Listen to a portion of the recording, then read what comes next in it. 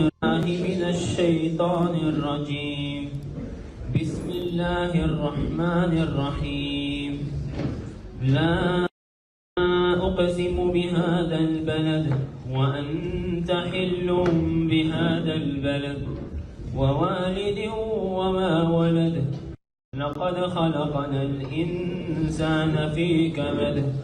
أيحسب أن لن يقدر عليه أحد يقول أهلكت مالا لبدا أيحسب أن لم يره أحد ألم نجعل له عينين ولسانا وشفتين وهديناه النجدين فلقتحم العقبة وما